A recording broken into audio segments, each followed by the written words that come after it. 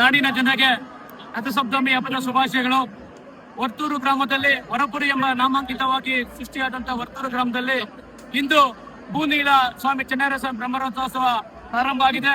ಇಂದು ಸಾಂಕೇತಿಕವಾಗಿ ಬೆಳಗ್ಗೆ 10:30 ಗಂಟೆಗೆ ಇಲ್ಲಿ ಸ್ಥಳೀಯ ಶಾಸಕರಾದಂತ ಸನ್ಮಾನ್ಯ ಶ್ರೀ ಮಂಜುಳಾ ಅರವಿಂದ್ ಲಿಂಬೋಳಿಯವರು ಹಾಗೆ ಮಾಜಿ ಸಚಿವರಾದಂತ ಅರವಿಂದ ಲಿಂಬೋಳಿಯವರು ಒಟ್ಟಿಗೆ ದಂಪತಿಗಳು ಬಂದು ಈ ಒಂದು ಪೂಜಾ ಕೈಂಕರ್ಯಗಳು ಭಾಗಿಯಾಗಿ ರಥೋತ್ಸವಕ್ಕೆ ಚಾಲನೆ ನೀಡಿದ್ದಾರೆ. ಬಂಧುಗಳೇ, ಈ ಒಂದು ರಥೋತ್ಸವ ಚೋಳರ ಕಾಲದ ಇತಿಹಾಸ ಉಳ್ಳುವಂತ ಭೂನೀಲ ಚೆನ್ನೈಸ್ವಾಮಿ ಬ್ರಹ್ಮರಥೋತ್ಸವ ದೇವಾಲಯ ಇದೆ.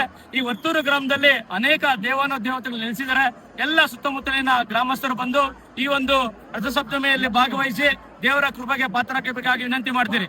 ಅದೇ ರೀತಿ ಈ ಒಂದು ವರ್ತೂರು ಇತಿಹಾಸದಲ್ಲಿ ಧರ್ಮರಾಯ ಸ್ವಾಮಿ ದ್ರೌಪದಮ್ಮನ ಕರಗ ಮಹೋತ್ಸವ ಆಗುತ್ತೆ. 27ನೇ ತಾರೀಕು ಸಂಜೆ ನೈಟ್ 12 ಗಂಟೆಗೆ ಆ ದ್ರೌಪದಮ್ಮನ ಕಲಶ ಸಮೇತ ಹೊತ್ತು ಹೂವಿನ ಕರಗ ಪ್ರಾರಂಭ ಆಗುತ್ತೆ. ಅವೆಲ್ಲ ಭಕ್ತ ಮಹಾಶಯರು ಸುತ್ತಮುತ್ತಲಿನ ಗ್ರಾಮಸ್ಥರು ಬಂದು ಈ ಒಂದು ಪೂಜಾ ಕಾರ್ಯಕ್ರಮದಲ್ಲಿ ಭಾಗವಹಿಸಿ ಯಶಸ್ವಿ ಮಾಡಬೇಕು ಅಂತ ತಮ್ಮಲ್ಲಿ ವಿನಂತಿ ಮಾಡ್ತೀವಿ. ಇವತ್ತು ಸಂಜೆ 10 ಗಂಟೆಗೆ ಹಸಿ ಕರಗ ಇದೆ ದ್ರೌಪದಮ್ಮನದು. ಅದು ತಾವುಗಳಲ್ಲೂ ಬಂದು 10 ಗಂಟೆಗೆ ಭಾಗವಹಿಸಬೇಕು ಅಂತ ವಿನಂತಿ ಮಾಡ್ತೀವಿ. ಎಲ್ಲಾ ಭಕ್ತ ಮಹಾಶಯರಿಗೆ ವರ್ತೂರಿನ ಗ್ರಾಮಸ್ಥರ ಪರವಾಗಿ ಮೊದಲಿಗೆ ಸ್ವಾಗತ ಹಾಗೂ ಧನ್ಯವಾದಗಳು. ಈಗಾಗಲೇ ರಥೋತ್ಸವ ಚಾಲನೆ ಕೊಟ್ಟ ಆಗಿದೆ. ರಥೋತ್ಸವ ರಥ ಬೀದಿಯಲ್ಲಿ ಸಾಗ್ತಾ ಇದೆ.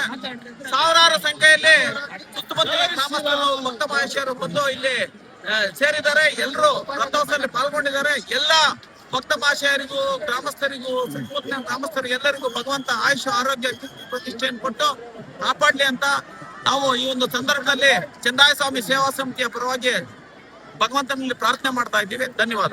ಜೈ ಶ್ರೀರಾಮ್.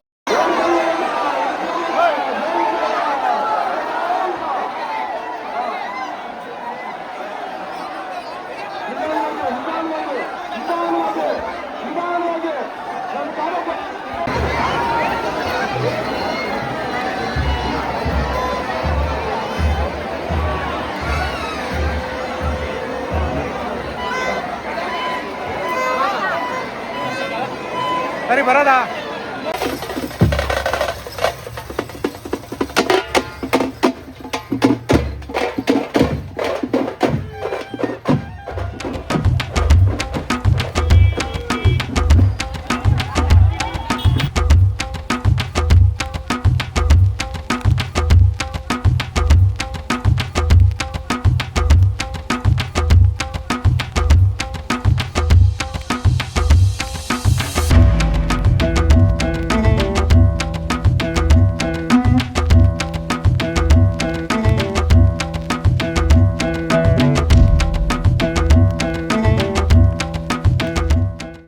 ಈ ದಿನ ಚೆನ್ನರಾಯಸ್ವಾಮಿ ಬ್ರಹ್ಮ ರಥೋತ್ಸವದ ಅಂಗವಾಗಿ ಹಾಗೂ ದ್ರೌಪದಮ್ಮನ ಹಸಿ ಕರಗದ ಅಂಗವಾಗಿ ಈ ದಿನ ಅನ್ನದಾನ ಕಾರ್ಯಕ್ರಮವನ್ನು ತಿಗಳರ ಬೀದಿ ವರ್ತೂರು ನಮ್ಮ ಹಳೆ ಕಾಲದ ರಚಯಿತರ ಇಡೀ ನಮ್ಮ ಶ್ರೀ ದ್ರೌಪದಮ್ಮ ಗೆಳೆಯರ ಬಳಗದ ವತಿಯಿಂದ ಹಾಗೂ SSV ಅವರ ವತಿಯಿಂದ ಅದ್ದೂರಿಯಾಗಿ ಆರಂಭಿಸಿ ಅತಿ ವಿಜೃಂಭಣೆಯ ಕಾರ್ಯಕ್ರಮ ಮುಗಿದಿದೆ.